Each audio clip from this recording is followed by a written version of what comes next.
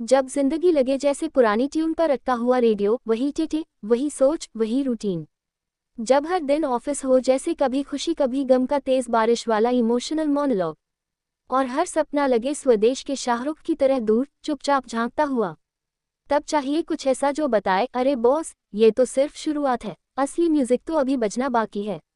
नमस्ते दोस्तों, मैं हूं आपकी समरी वाली और आज हम बात कर रहे हैं उस किताब की जो जिंदगी को सर्वाइवल से सिम्फनी बना सकती है। जी हाँ, स्वागत कीजिए the art of possibility by Rosamund Stone Zander और बेंजामिन ज़ैंडर का। तारांकन। लेखकों की पहली सोच, एवरीथिंग इज इन्वेंटेड, जो भी है वो हमारी सोच की बनावट है।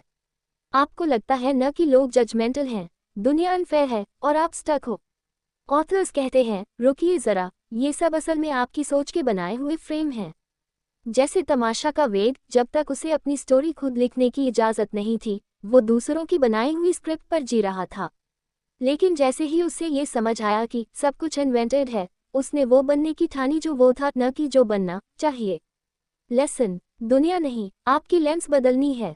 लेखकों की दूसरी सोच, पॉसिबिलिटी वीज मेजरमेंट एक्सेल शीट नहीं है लाइफ। बेंजामिन ज़ैंडर ऑर्केस्ट्रा के कंडक्टर हैं और वो बताते हैं, जिंदगी को win loose, pass fail, promotion demotion जैसे मेजरमेंट्स में तोलना बंद करो। उसे पॉसिबिलिटी के नज़रिए से देखो, हर मोमेंट एक नई क्रिएशन का मौका है। बर्फी फिल्म का याद है? डेफ म्यूट होने के बावजूद वो लड़का जिंदगी में इतना कुछ एक्सप्लोर करता है कि हम बोलने वाले भी इंस्पिरेशन लेते हैं। पॉसिबिलिटी माइंडसेट मतलब आपको दुनिया बदलनी नहीं है, सिर्फ देखना नया सीखना है। लेखकों की तीसरी सोच, रूल नंबर 6, खुद को इतना सीरियसली मत लो। अब ये वाला पॉइंट बॉलीवुड का फेवरेट है, जैसे 3 इडियट्स का रांचो, जिसने डेफिनेशन ऑफ एक्सीलेंस को मस्ती में सिखाया, या हेरा फेरी का बाबूराव, जितना भी केओस हो, भाई का स्वैग नहीं टूटता। यही सीख है, जिंदगी कोई सीरियस पीपीटी नहीं, थोड़ा हंसो, थोड़ा झक्कास बनो। लेखकों की चौथी सोच, गिवन ए, यानी भरोसा दो, उम्मीद नहीं। बेंजामिन ज़ैंडर अपनी म्यूजिक क्लास के बच्चों को साल की शुरुआत में ही एक ग्रेड दे देते हैं, बशर्ते बच्चे उन्हें एक चिट्ठी लिखे कि मैंने ये डिजर्व क्यों किया। मतलब परफॉर्मेंस बाद में आए, पर भरोसा पहले दो। यही तो चक द इंडिया का कॉ था, लड़कियों को पहले ही पोटेंशियल मानो, फिर देखो वो क्या क्या कर सकती हैं। जिंदगी में अगर हम हर किसी को प्रूव करने के बजाय एम्पावर करें, तो मिरेकल्स पॉसिबल हैं। लेखकों की पांचवी सोच, बीइंग द बोट, ब्लेम हटाओ, ओनरशिप पकड़ो। अब बात थोड़ी हैवी है, लेकिन जरूरी है। ऑथर्स कहते हैं, आप सिर्फ एक पीस नहीं, पूरा चेस बोर्ड हो। मतलब अगर आपकी लाइफ में कोई भी ड्रामा चल रहा है, तो उसमें आप सिर्फ विक्टिम नहीं, सिस्टम का हिस्सा हो।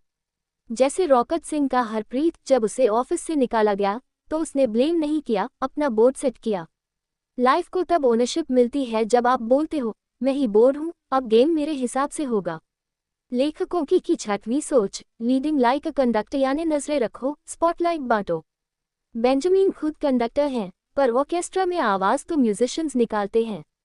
मतलब एक अच्छा लीडर वो है जो दूसरों को शाइन करने का मौका देता है। फिल्म गुरु में गुरुकांत देसाई का विजन याद है, उसने हर वर्कर और शेयर होल्डर को ड्रीमर बनाया।